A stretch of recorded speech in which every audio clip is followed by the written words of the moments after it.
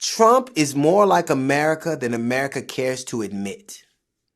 You are some racist motherfuckers. Remember the famous line, because I talk about crime, I talk about lack of education, talk about no jobs. And I'd say, what the hell do you have to lose, right? And you know what else? They didn't come out to vote for Hillary. They didn't come out. And that was the big. So thank you to the African American community. You got more questions, but I tell you, if you have a problem figuring out whether you're for me or Trump, then you ain't black.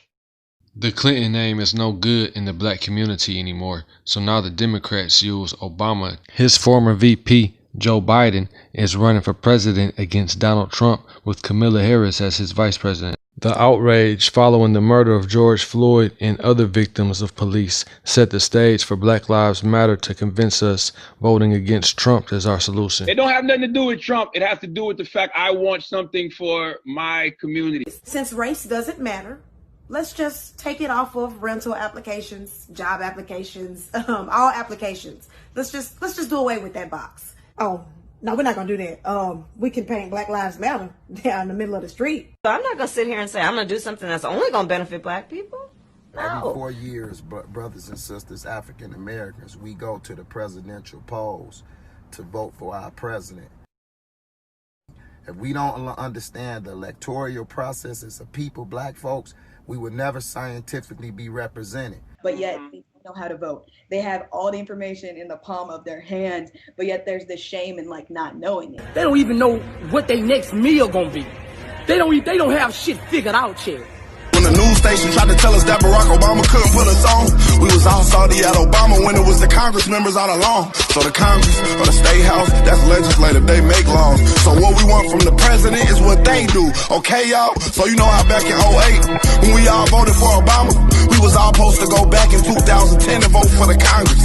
See, they election every 2 years, but we don't never even go to those. The Congress, they can raise minimum wage, but we ain't even really know it though. Every state has at least one representative in the House of Representatives and 2 senators in the Senate. Collectively, they create the United States Congress. Congress legally regulates the systems that operate the country.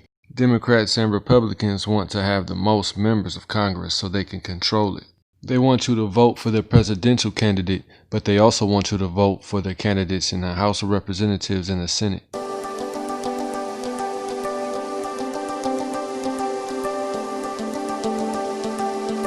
On the city level of government, your city council has the same regulation powers as Congress has on the national level, and your mayor is the president of your city. But the black community doesn't vote in city elections.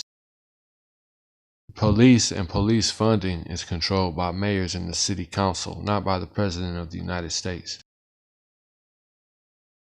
Do not open that door. Don't open it. Do not open the car door. Don't you open that door. Don't. Do not get in that car. Freeze.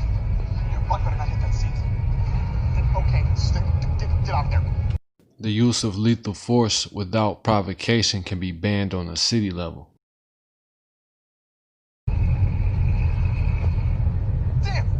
City funds are also controlled by mayors and city council. The city of Asheville apologizing to black residents for racist policies and approving a resolution for reparations. The vote calls for increased investment in the black community, including in housing and business. Poverty and income disparity can be resolved on the city level. So if politicians control the police, if the policemen won't listen, the politicians won't listen, press the politicians who press the police. And then keep our foot on their necks the way America keeps its foot on our necks. So the 3 steps to voting black is 1, find out when your next city election is. 2, find out who your district councilman and who your mayor is. And 3, fire them.